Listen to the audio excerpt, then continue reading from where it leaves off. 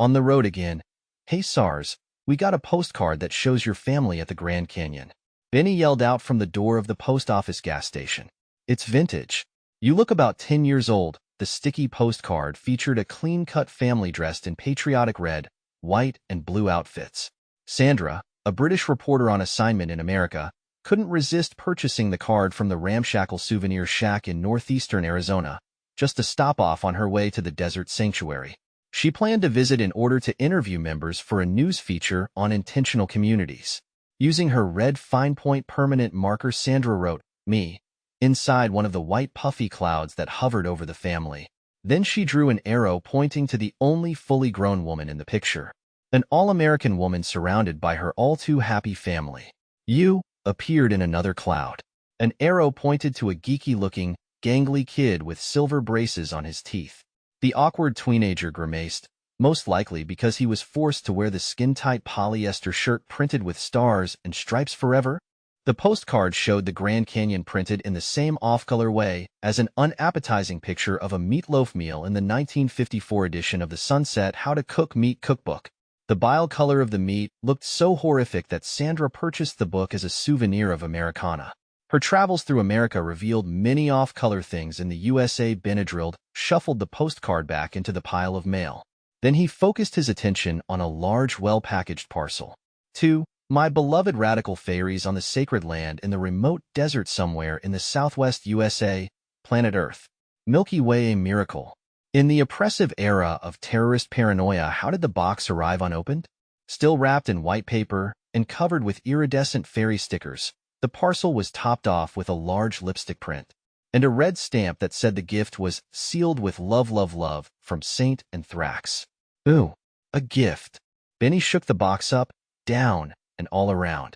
This smells like it is for you. Benny sniffed the rose-scented letter. Mr. Marcelo Johnson, especially addressed, zip code-less letter. From Ms. Delilah Johnson, Godamental World Headquarters, Duaname, Alabama to Mr. Marcelo Johnson, Fairy Sanctuary, God knows where, USA. Loki, give me the box. SARS snatched the package from the young trickster. It is addressed to my beloved radical fairies. It is not addressed to the fairy Loki. Yes. I could wait to open it. I could sit breathlessly for that time in the future. But that time might never come. Lots of things never come. Loki lived for constant, instant gratification. Faced with now or later, I choose now. The present is now. And the future is now. Fairies, please. Let's not start the cat fights already. To clear the air, Loki's older and wiser boyfriend Dingleberry lit up a white sage smudge stick and waved the bad vibes away. The former archaeologist SARS was chosen to drive to San Francisco. Some macho police officer would probably stop the van to check for driver's license, insurance, and registration. Then the cop would shine a bright light into the eyes of the driver. Of all the fairies on the road trip, SARS was best equipped to deal with authorities. Blessed with ashen blonde boy-next-door looks and steel blue eyes, he could talk his way out of a traffic ticket, a search of the fairy van, or getting arrested. To show no hard feelings about the mail, Mothra walked over to the open passenger window and gave Benny a high five. Take care of things when we're gone, Benny said. Watch out for those wild beasts, especially Snook Squish. Nearly a dozen happy and gay radical fairies settled in for the long trip ahead. A few of them snuggled together and had already fallen asleep to the audio tape of a burbling brook, a recording that helped muffle the rattling noise that came from the blown-out muffler. Penultimate drag queen Felina Darkhole knew how to turn any space into a relaxing retreat.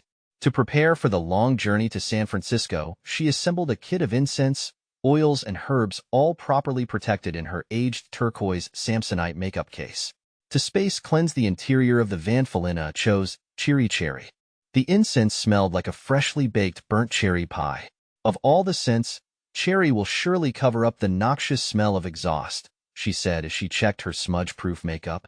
Let's hope you have some better scents than that, Loki joked.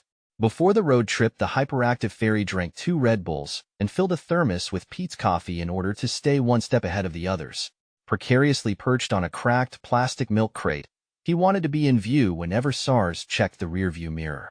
I'll be your guardian fairy spirit to bless the trip and to make sure you don't fall asleep. That is if you don't mind. Even if you do mind, I'll still be behind you. Like a real angel. Loki slid off his perch and onto the floor of the bus. I'll do a little daydreaming. I've got to consult my visitation schedule. Make the hard choices, who to pin in and who to pencil into my black book. The Ferry Freedom van sent a cloud of red dust and white exhaust into the air as it pulled out from the post office gas station general store. Mothra waved adios, and then, to keep from breathing in the dust, covered his mouth and nose with his stained yellow bandana.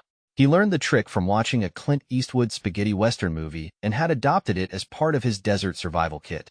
Mothra used his drive time back to the sanctuary to travel into the land of make-believe where he became a cowboy. Hefty Mothra mounted a magical muscular white stallion. The majestic horse whinnied as the rider dug his snakeskin cowboy boot spurs into the side of the galloping horse. This was the wild, wild west. He was set free, free to be on the wide open prairie.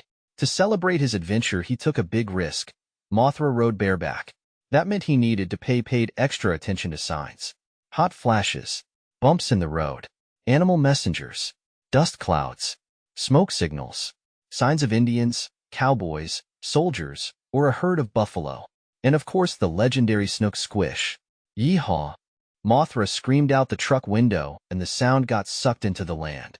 The population of the area surrounding the Ferry Sanctuary, a parcel closer to the Indian reservation than the Waldmark, was estimated at 1 person for every 10 square miles. Here no one would hear him scream. The land wore the same hue of red soil as when the Native Americans first discovered the area. The contrast between the rosy land and the true blue sky made everything look like a scene from a Western movie filmed in Technicolor Panavision. The spaciousness usually made Mothra feel smaller, but this time he transformed himself into a cowboy superhero. Mothra, the goodest guy in the West. He imagined his buddies would cheer him on for bringing home the mail and rations. A valued member of the team,